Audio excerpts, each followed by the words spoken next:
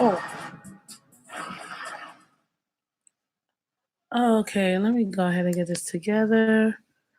I don't even know if it's like light. Like kind of like trash. Hold on, y'all.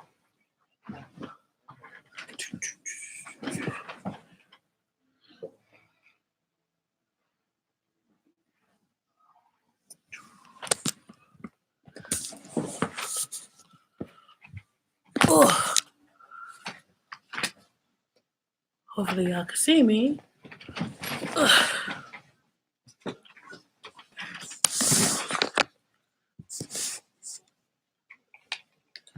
Sorry, guys. I have to go live because lately I've been under the weather, in and out. So editing has been not my forte unless I have my phone. So,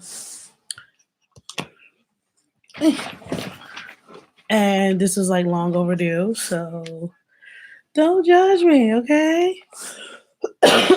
Like I said, in and out under the weather. First and foremost, thank you so much for dropping by the Lala's Empire. Also, if you're new to my channel, make sure you go ahead, subscribe, like, make sure you leave your comments down below. Make sure you cop my merch. And I will keep saying this over and over. I'm thinking about revamping my store again because there's like some stuff in there that I want to leave in and then I want to take away.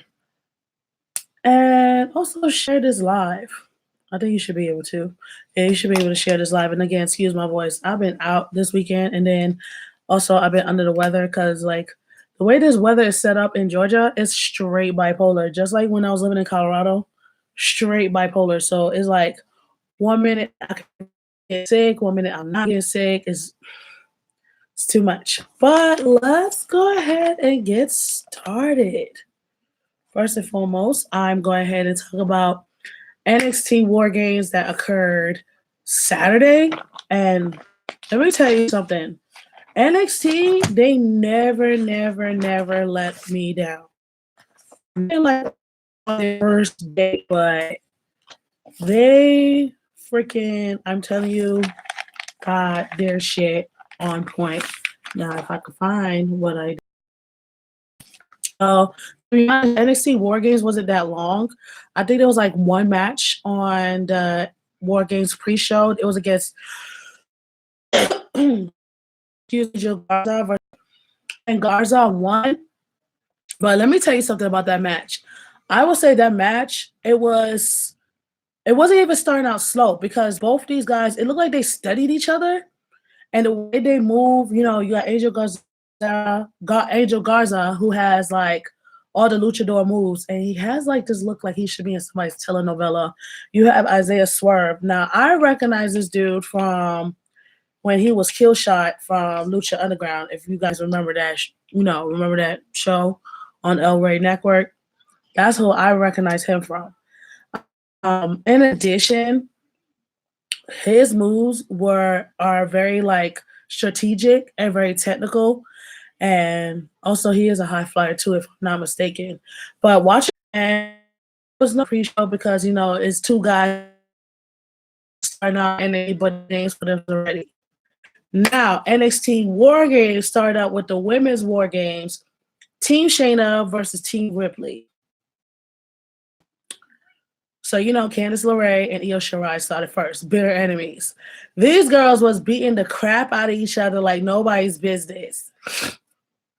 Then you have Bianca Belair, the EST of NXT. LeRae, a minute.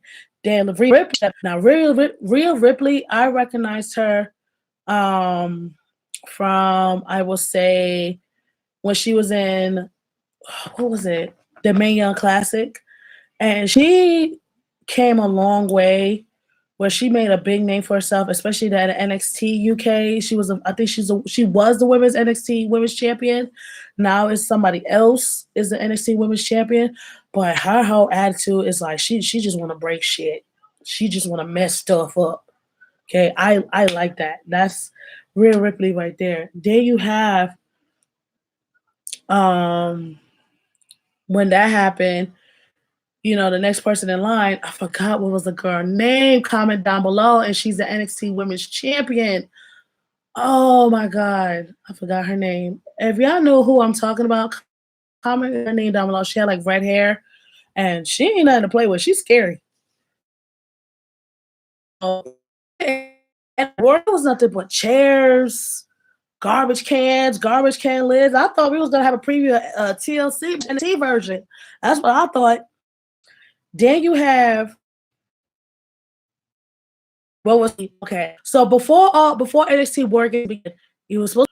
Unfortunately, she got attacked. Unfortunately, she got attacked, and she was nowhere to be able to participate. So Dakota Kai under pressure and up participating. So you're thinking Dakota Kai is in and show her worth. Team Rhea Ripley. You know what this little girl did? This little girl thought it was okay to attack her best friend, Tegan Knox, because she was all in her feelings because she didn't get picked before. I'm telling you, she beat the mess out of Tegan Knox. It was so bad. Shayna Baszler is just sitting there just laughing. Like she had this grin on her face, like, she had this in the bag. And I don't even know, like she messed up her bad. It was just like, oh my God. We don't even know if her career is still intact because of that injured leg. So I was in Dakota Kai. I wouldn't even show up to work.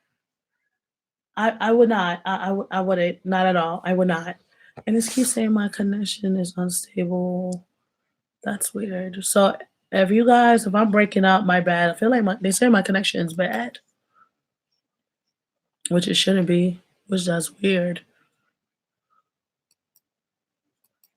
I don't know, you guys. Okay.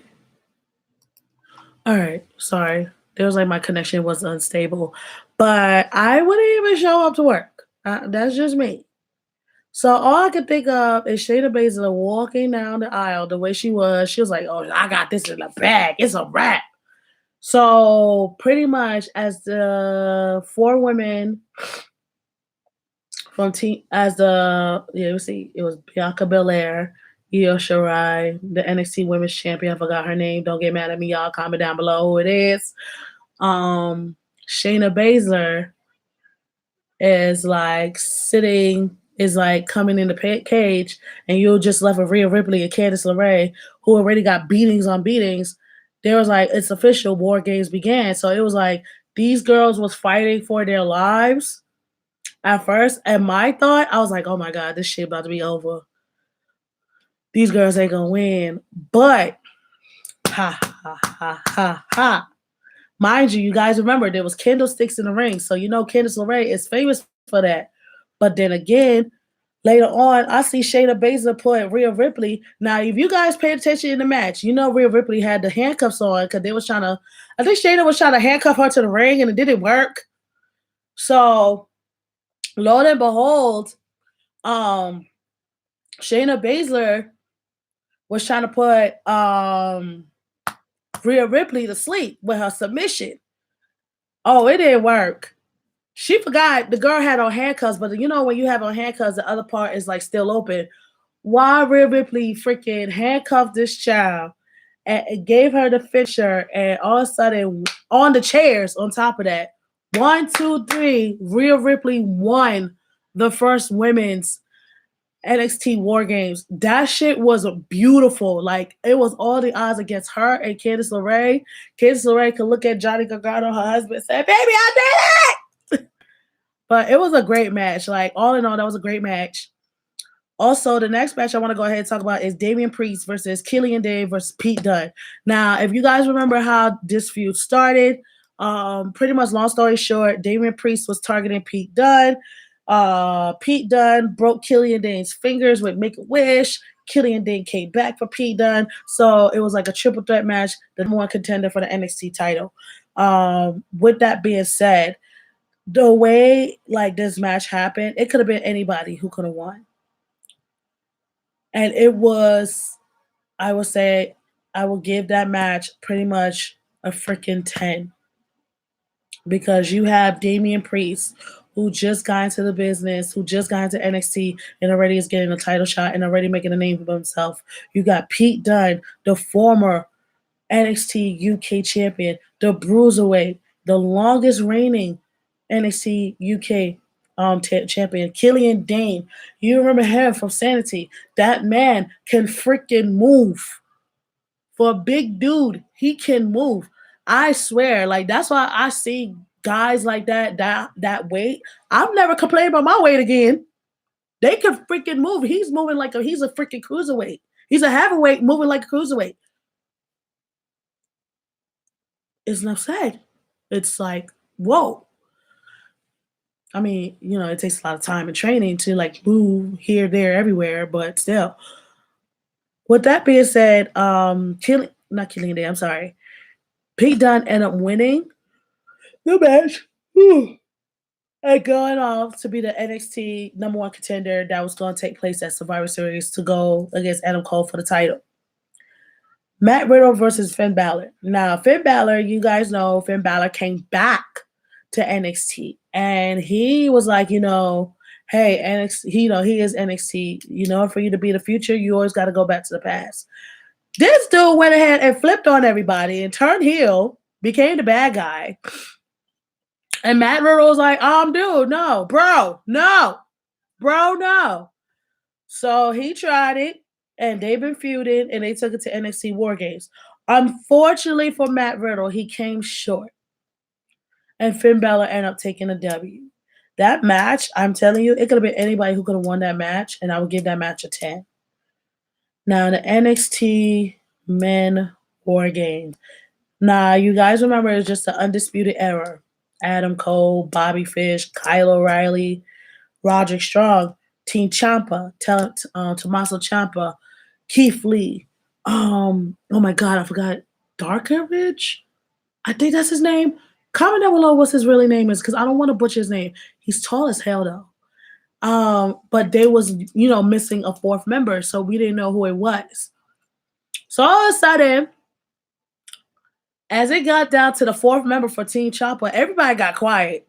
I thought it was gonna be Velveteen Dream showing up because he wanted to get in that ass for Undisputed Era.